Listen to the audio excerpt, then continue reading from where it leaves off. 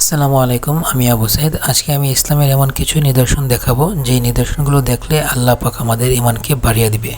প্রথমত আছে ফেরাউনের লাশ। ফেরাউন ছিলেন মিশরের অত্যাচারী বাদশাহ। সে নিজেকে খোদা দাবি করত এবং জুলুম, অত্যাচার, নির্যাতন করত মানুষের উপরে। এই জন্য আল্লাহ তাআলা তাকে এই পরিণতি করেছেন। পৃথিবীর সকল মানুষের লাশ পচে যায়, কিন্তু ফেরাউনের লাশ কিয়ামত পর্যন্ত আল্লাহ তাআলা বাকি রাখবেন পৃথিবীর মানুষকে দেখানোর জন্য। এরপরে আছে জমজম কূপ। এই কূপটি আল্লাহ পাক সৃষ্টি করেছিলেন হযরত ইব্রাহিম আলাইহিস সালামের সন্তানের পানির পিপাসা মেটানোর জন্য, এবং এই কূপটি এখনও বাকি আছে এবং কিয়ামত পর্যন্ত থাকবে। এখান থেকে 24 ঘন্টা পানি উত্তোলন করা হচ্ছে এবং সারা পৃথিবীর মানুষ পানি পান করছে, কিন্তু পানি এক চুল পরিমাণও শেষ হচ্ছে না বা কমছে না। এটি আল্লাহ পাকের এক কুদরতি নিশানা। এটি হলো তুর পাহাড়। এটি মিশরে অবস্থিত। এখানে মুসা আলাইহিস সালাম আল্লাহ পাকের সাথে কথা বলতে যেতেন এবং মুসা আলাইহিস সালামের উপরে এখানে একটি কিতাব নাজিল হয়েছিল।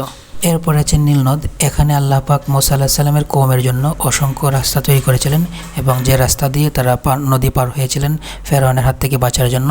আর ফেরাউন এবং তার দল যখন নদী পার হতে লাগলেন, তারা যখন মাঝপথে গেল, আল্লাহ পাক তাদেরকে এখানেই ডুবিয়ে ফেরাউন এবং তার অনুসারীদেরকে শেষ করে দিলেন। এটি হলো হেরা গুহার ছবি, যেখানে আমাদের নবীজি নবুয়ত লাভের পূর্বে ধ্যানে মগ্ন থাকতেন এবং এখানেই আমাদের পবিত্র কুরআন মাজিদের প্রথম আয়াত নাজিল হয়। এটি হলো মাকামে ইব্রাহিম, যার উপরে দাঁড়িয়ে হযরত ইব্রাহিম আলাইহিস সালাম কাবা শরীফ নির্মাণ করেছিলেন এবং এটি কিয়ামত পর্যন্ত থাকবে। এটি হলো ডেড সি, যেখানে হযরত লূত আলাইহিস সালামের অবাধ্য কওমকে আল্লাহ পাক জিবরাইল ফেরেশতার ডানার সাহায্যে সমগ্র কওমকে উপরে তুলে আবার নিচে নিক্ষিপ্ত করে ডাবিয়ে দেন। এরপর এখানে একটি সাগরের সৃষ্টি হয়, যেটির নাম ডেড সি।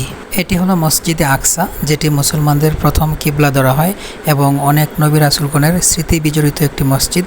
এখানে আমাদের নবীজি মিরাজের রাত্রিতে নামাজ আদায় করেছিলেন।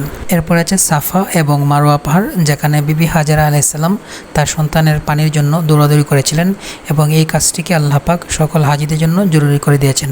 এরপর আছে আরাফার ময়দান। এটি মক্কা শরীফ থেকে 20 কিলোমিটার দক্ষিণ পূর্বে অবস্থিত একটি জায়গা, যেখানে জিলহজ মাসের 9 তারিখে সমস্ত হাজিরা এখানে একত্রিত হন। হযরত আদম আলাইহিস সালাম এবং হাওয়া আলাইহিস সালাম যখন জান্নাত থেকে বিতাড়িত হয়ে দুনিয়াতে প্রেরিত হলেন, তখন তারা দুই দেশে বা দুই জায়গায় প্রেরিত হলেন এবং অনেক কান্নাকাটি এবং দোয়ার পরে আল্লাহ পাক তাদেরকে আরাফার ময়দানে একত্রিত করে দিলেন। এই ছবিগুলো দেখার পরে তাদের বেশি ফায়দা হবে যারা বুদ্ধিমান এবং আখিরাতের প্রতি বিশ্বাসী, কিন্তু যাদের কলবের উপরে আল্লাহ তাআলা মোহর লাগিয়ে দিয়েছেন, তাদের কাছে এই ছবিগুলো কিছুই নয়।